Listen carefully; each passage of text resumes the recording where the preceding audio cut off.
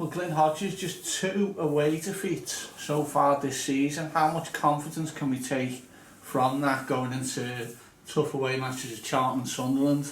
Yeah, we've done well away. And I think one of the defeats was Hull, and I thought that's our best performance of the season. So, when you're playing against the top teams or the promotion elect sides, that you've got to be at it. So, 2 tough games coming up, but looking forward to both. And this game on Saturday is Charlton away, a short trip. It's one that our fans would have loved to have been at. We've had over 1,000 fans there in previous seasons. What's your message to them? Because it won't be long now, hopefully, come the new year, we'll get them back.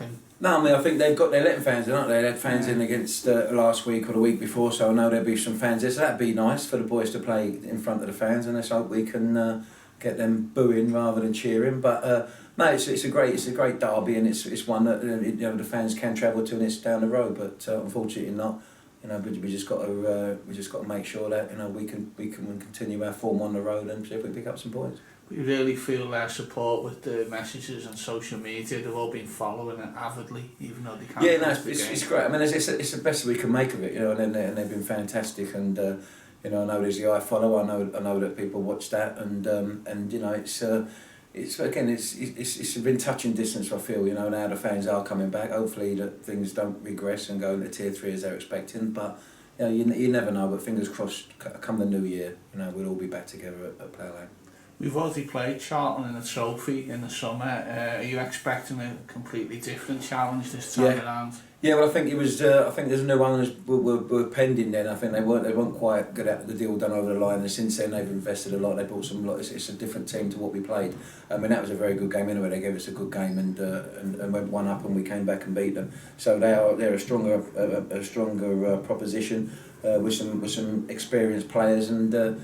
It's going to be a tough game, and as I say, they've been on a good run. They've won a lot of games back to back, and they'll be confident and fired up playing in front of their home fans. What are their key strengths from what you've seen on video and that type of thing? The centre forwards are strong. 2 good centre forwards up there and can score goals and are a handful. And they've got a lot of experience. They've got old heads there, so they know the league and they've got experienced players. And Chris Gunner, excellent, and the record cap. Holder for Wales, so they've got lots and lots of experience, and it'll be a good test. In terms of what we offered in midweek, Paul Ossu and a few others came in and made a real difference. Perhaps selection dilemmas for you with the way they played? Yeah, always. Right way through this run, we've everyone seems to have played a part. I don't think there's anyone who hasn't had any minutes apart from the apart from Luke O'Neill and Yako, unfortunately with the injuries. But everyone's come in and it's been great and a breath of fresh air that they've all contributed, and there's been a lot of positive performances and positive results. And the other night, 3-0. Some of them games can be a potential banana skin, but we did it correctly, and it's nice to see Paul getting his goal. What was your reaction to the draw this morning in that competition? Well, I mean, looking at that competition is once you get to that's the quarter final of the Southern, so the last 16 or whatever it is, we can.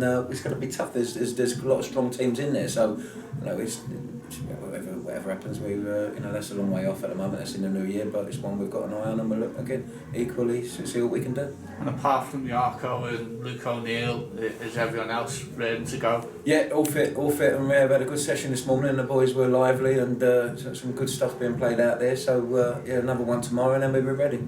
Ben Hennigan's made a real impression since he came in. How pleased have you been with the way he's contributed? I've been pleased with him. Yeah, I've been pleased. I mean, it's we've been well documented that our set pieces need to improve, and he scored against Bristol, great header, and the first goal was a set piece that we kept alive and put back in the box. We scored, so he's contributing at that end, and he's a big lad who'll put his head in.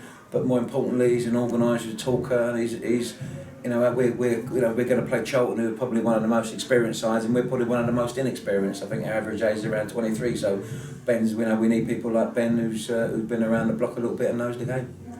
In terms of off the pitch, there was a nice thing that the players did yesterday, turning up at St George's Hospital. How important is that for the community? Yeah, it's great. I mean, we do it every year. We normally go around to the wards and hand out Christmas presents, but because of the circumstances, we can't do that. So, the boys are always more than happy to do that. And I think after they went to the hub for the Dons Local Action Group, so they've had an eventful day, and you know, and the boys have got their hearts in the right place, and anything we can do to help the community, we would do. You did it a few days into when you first started Yeah. back here, didn't you? What do you remember about it then? No, we did it twice. Did it last year as well. We went back there, and it was. I mean, you know, you go in there, and it's probably like a rude awakening. You know, you moan and groan about losing games and injuries, and you go into St George's and you see how all these people, some kids are, some aren't going to recover, and some aren't going to be here next Christmas. So it's definitely you know, sobering thought, and it just puts things into perspective. So, you know, like I say, we're more than happy to do things like that and help anyone who needs it. That's great to hear. Thanks very much, Glyn. Okay, cheers.